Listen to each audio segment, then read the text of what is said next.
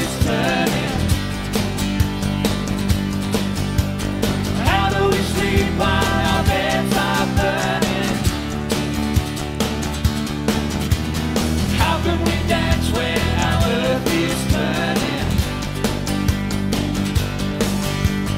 How do we sleep while our beds are burning? Welcome to the Global Climate Change Report for July 29. I'm Ashley Dion, and these are some of the top climate change stories for the week.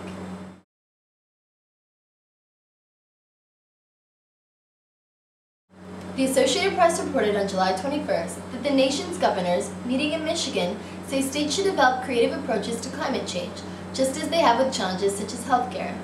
Minnesota Governor Tim Pawlenty said, quote, "No individual state's going to solve the climate change problem, but we can do our part. In the absence of national or international consensus or progress, we have the opportunity to show the way," end quote. Pawlenty made his comments before talks on state-level climate policy began at the annual National Governors Association meeting at a resort on Lake Michigan. Pennsylvania Governor Edward Rendell said, quote, "With the states taking action, even if you don't have 100% of America, you can have 40 or 50% or more, and that's a good start. We can't just wait around for the federal government," end quote.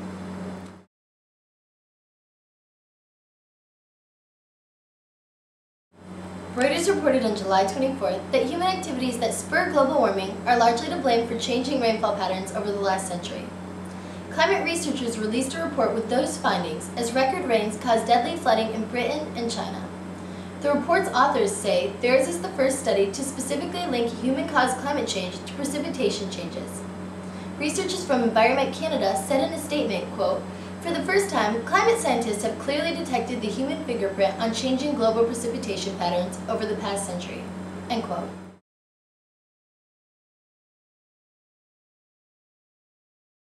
The Los Angeles Times reported on July 26th that rising levels of ozone pollution near the ground are damaging plants' ability to take up carbon dioxide, and that reduces their potential to act as a counterbalance to greenhouse gas accumulation.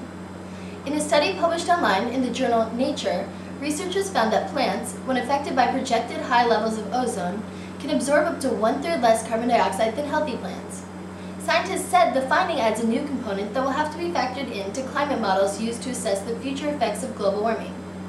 The study was the first to consider the indirect effect of ozone on vegetation.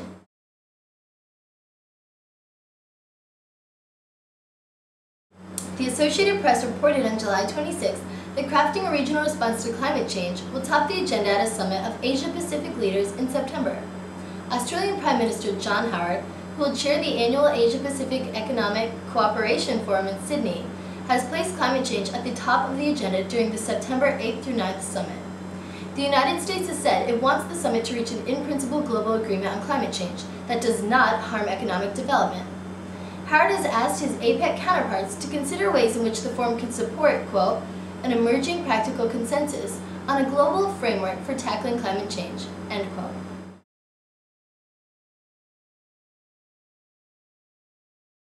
Reuters reported on July 26th that a Senate proposal to cap and eventually reduce heat-trapping carbon dioxide emissions would stunt economic growth by no more than 1.6% by 2030. The EPA's analysis counters claims from some who oppose mandatory caps on carbon dioxide emissions that the U.S. economy would suffer if the nation enacted legislation backed by Democratic leaders of both the Senate and the House. Senators Joseph Lieberman, a Connecticut independent, and John McCain, an Arizona Republican, asked the EPA in February to analyze their plan to cut U.S. carbon dioxide emissions by 65% below 1990 levels by 2050. EPA found that the Climate Stewardship and Innovation Act of 2007 would shave up to 1.6%, or $419 billion, off a baseline forecast for U.S. GDP in 2030. Lieberman called the impact, quote, "manageable and affordable," end quote. How can we dance when our earth is turning?